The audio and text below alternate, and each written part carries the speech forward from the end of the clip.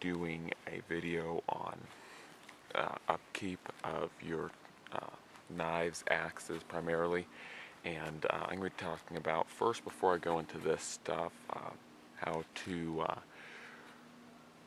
take care of them if they have rust or sap or anything serious, because this stuff doesn't remove, this only takes care of and helps preserve your tools and keeps them from getting rust on them primarily. So what I recommend, or what I use for my blades and my axe and all that, for removing primarily sap and the stuff that gets on it, is Windex vinegar. It's a mix of Windex and vinegar. It is a green mix, and that's something very important to keep in mind. When choosing something, you want to make sure it is a green mix, or that it's something that is, or doesn't have any harsh chemicals in it, because when you're taking care of tools, as far as bushcrafting is concerned, processing game is a large portion of, or is a big consideration in bushcrafting. So you want to make sure that your tools don't have a bunch of chemicals on them, or they're not treated with chemicals in them. So when you cut the animals up, or whenever that blade comes in contact with the animals, the chemicals aren't leached into the food that you're eating. So for cleaning, like I said, I use Windex vinegar. There's probably other things out there, but that's what I use.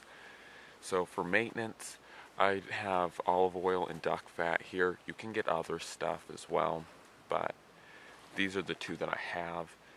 There's stuff like beeswax, frog lube, Oben-Offs. You can get many different things, and those are just some of the things that I would recommend if you're not going to get duck fat or olive oil, because most of those are edible and they're all non-toxic. They don't have bad chemicals in them that will hurt you.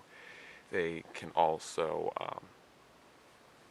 keep your tools lubricated and primarily put a coat of that lubricant in between your steel and the world, pretty much. So it keeps it from getting rusted or getting sap on it. To a certain degree, of course, it all wears off, but at least for storage and light use, it will keep all that moisture off the blade itself, or the tool itself. So my personal choice for lubrication, or for keeping your edges preserved, would have to be duck fat. I just started using duck fat. For a long time I used olive oil. There's nothing wrong with olive oil. I get a lot of questions, a lot of people saying, does it go rancid? I haven't found, unless you let it sit for an extremely long time, like if you were to just put it on a knife and just put that knife away for like 6 months, then it might go rancid. But if you're actually using your tools, I have not found. This stuff wears off too fast before it would go rancid. Duck fat, on the other hand, doesn't go rancid really at all, as long as it's rendered duck fat or it's 100% duck fat. You need to make sure it is 100% duck fat, because if it isn't, it can go bad and it can be dangerous to have. This here is, I didn't get this on my own, or I didn't make this, sorry, but this stuff is 100% duck fat. You can get other fats out there. You can get goose, really any animal that has fat, you can get fat off of it. Just make sure it is rendered duck fat, like this here.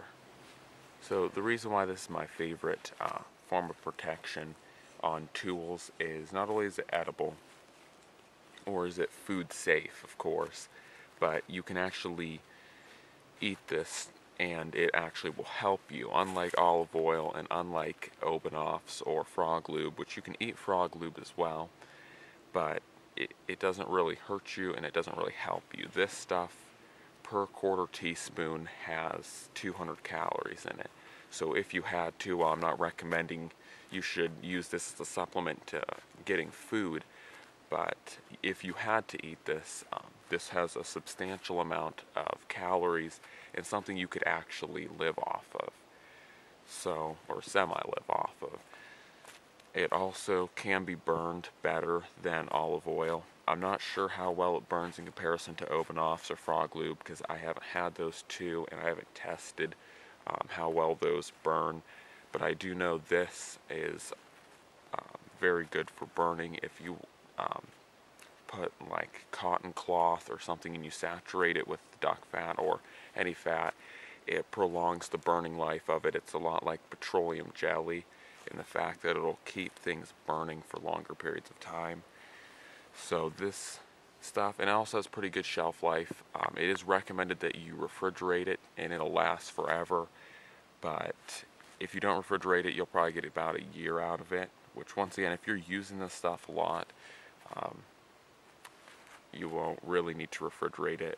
But I would recommend, if you're going to be just taking like a month off from bushcrafting, I would recommend putting this in a refrigerator just to help preserve it. That's about all. I don't have a whole lot to say about this stuff, but duck fat definitely is highly recommended by me. I really love this stuff.